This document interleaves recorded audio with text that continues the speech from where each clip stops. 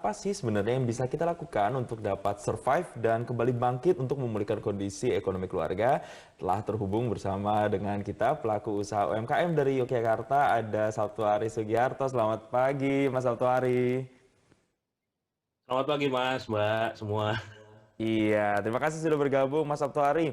Kalau kita berbicara soal pandemi, ini kan sudah berjalan 1 tahun, tapi ternyata banyak juga loh yang kemudian melirik peluang-peluang usaha, ini usaha-usaha mandiri atau UMKM. Sebenarnya peluang usaha mandiri apa sih sebenarnya yang bisa kita manfaatkan di masa pandemi seperti ini, Mas? Ya Mas, jadi kalau kami di Jogja sendiri, karena saya tinggal di Jogja, kawan-kawan tuh sering berdiskusi selama kena masa pandemi ini apa yang harus dilakukan. Paling berat memang ketika 6 bulan pertama kemarin, dan kami berpikir kalau hanya bertahan saja, maka kita nggak tahu kapan akan selesai.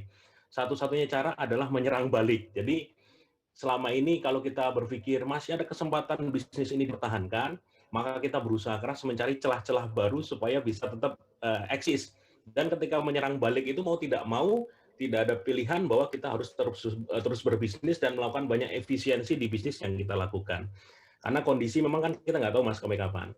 Kalau melihat kawan-kawan yang berguguran pun ada di Jogja, jadi mereka sudah menyerah duluan di beberapa bulan, menutup usahanya permanen, namun ada beberapa kawan yang tetap semangat. Salah satu yang bisa dilakukan adalah melakukan efisiensi di bisnis, misalnya supaya tidak terjadi PHK, karyawan dikumpulkan, kita jelaskan kepada mereka, tidak ada PHK, tapi kita akan mengurangi jam kerja atau hari kerja mereka. Sehingga paling tidak itu bisa membuat supaya waktu mereka berkurang, tapi juga biaya beban karyawan itu bisa dikurangi dalam 1 bulan. Di awal itu kita lakukan seperti itu. Yang kedua adalah kita melakukan banyak efisiensi di bisnis masing-masing. Ada beberapa kawan itu yang mereka memotong beberapa produk yang tidak laku. Wes nggak usah produksi lagi, kita mencari produk-produk yang bisa sangat dibutuhkan oleh masyarakat saat ini. Jadi komitmen bahwa bertahan itu sekarang sudah harus ditingkatkan lagi, menyerang balik, dan itu harus bisa membuang semua kemalasan di masa lalu, mencari banyak ide-ide baru, ilmu-ilmu baru, memanfaatkan sosial media dengan maksimal. Dan memang bagi yang selama ini di zona nyaman harus mau belajar lagi, Mas. Kadang-kala kita udah merasa, wah bisnis saya sudah besar, segala macam, tapi kena pandemi ambruk juga. Apalagi kalau bisnisnya dibesarkan dengan dengan hutang, akhirnya double kick itu. Sudah beban karena pandemi, tapi beban hutang juga makin membuat terpuruk. Nah, satu pelajaran adalah memang ketika kita di masa seperti ini harus bisa banyak melakukan terobosan baru, termasuk jika sudah terlanjur berhutang diselesaikan, harus melepas aset itu juga dilakukan. Tapi yang belum pernah terjerat hutang dalam bisnis, diusahakan mencari celah-celah cara jalan bisnis baru tanpa harus menambah hutang di usahanya. Begitu, Mas. Oke. Oke, Mas Sabto, tapi kita juga mau tahu dampak seperti apa sih Ya. yang telah diakibatkan oleh pandemi COVID-19 terutama di usaha atau bisnis UMKM yang dijalankan Mas Sabto sendiri. Perbandingannya seperti apa, Ya, Mas? kalau di usaha saya itu paling berat memang 6 bulan yang tadi saya ceritakan. Bahkan saya harus menutup 2 usaha saya juga ada karena memang sudah tidak memungkinkan lagi. Nah, ada juga inovasi yang saya lakukan. Misalnya saya punya usaha di kuliner makanan atau di bisnis kulinernya kambing ya. Jadi bahan dasarnya adalah kambing. Ketika di awal pandemi hanya mengharapkan orang datang ke Yogyakarta, tidak ada pelancong, tidak ada wisatawan, itu ngedrop sekali sampai tinggal 30%. Tapi saya bilang sama karyawan saya, kita harus cari inovasi nih, kira-kira apa yang bisa dimanfaatkan dengan potensi yang ada. Akhirnya malah ketemu ide untuk bikin frozen. Jenis yang saya jual kan tengkleng ya, jadi dari tulang kambing dimasak dengan bumbu tertentu, namanya tengkleng ya. Nah, itu kita vakum, kita frozen menjadi beku, dan akhirnya malah ketemu cara supaya bisa kami kirim ke beberapa kota di Indonesia. Terjauh sampai ke Medan kita kirim, Makassar kita kirim. Nah, ini adalah inovasi yang kadang-kala manfaatnya timbul ketika ada pandemi ini. Sebelum pandemi kita sudah nyaman aja karena Jogja kota pelancong, jadi tujuan wisata, orang datang berduyun-duyun. Tapi karena faktor nggak ada pelancong, ya kita harus menjemput mereka dengan cara strategi tersebut. Ada juga beberapa kawan yang bisnisnya ini sudah harus selama ini nggak paham tentang sosial media. Mereka nggak tahu cara berjualan itu bagaimana, hanya mengandalkan, ya sudahlah buka toko, orang datang. Ada juga yang dia terobosannya muncul karena faktor mau belajar dan diminta bantuan oleh orang tuanya. Dia cerita kalau dalam kondisi sehari-hari ibu saya itu jualan jamu hanya 30 botol, 40 botol gitu. Setelah pandemi dengan isu imun harus ditingkatkan, mereka itu promosi lewat Instagram dan cerita ke saya dia bisa menjual sampai 150 sampai 200 botol sehari dengan omset 3 juta. Wah, itu luar biasa. Gara-gara pandemi ada ketemu ide ya harus jalan ini dan ternyata bisa dengan memanfaatkan sosial media. Gitu, Mbak.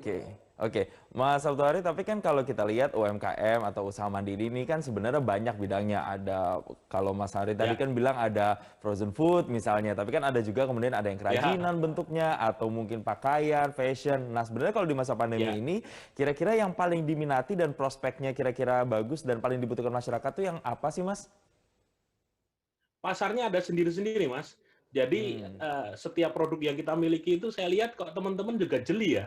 Dalam arti ketika dia sudah punya segmen pasar yang stabil, itu kadang-kala pandeminya itu nggak ngefek banyak. Misalnya yang gini, dia selama ini jualan baju muslim, dan pembelinya adalah emak-emak garis keras yang memang harus setiap bulan beli baju muslim untuk dipakai, untuk bisa eksis di manapun di sosial media. Dia bilang ada penurunan, tapi tidak signifikan. Dalam arti, selama ini penjualannya online, dia tidak perlu buka toko, tapi dia punya tokonya online, penjahitnya tetap dapat pesanan, dan itu terus berjalan sampai sekarang. Artinya efeknya itu tidak terlalu drastis. Yang memang yang terasa banget adalah mereka yang belum mengenal sosial media, belum jualan online, ketika pengunjung terbatasi dengan PSBB dan lain sebagainya akan terasa banget. Saran saya sih sekarang kepada teman-teman UKM di seluruh Indonesia, apapun produknya itu harus sudah mulai masuk ke wilayah online sosial media. Jadi harus rutin, konsisten mengupload produknya, melakukan komunikasi, melakukan interaksi dengan pelanggannya, dan pelanggan yang sudah datang itu harus dijaga, disenangkan, dimuliakan lah. Artinya susah loh nyari pelanggan dalam kondisi saat ini. Tapi ketika mereka senang, mereka bahagia, bakal balik lagi, balik lagi.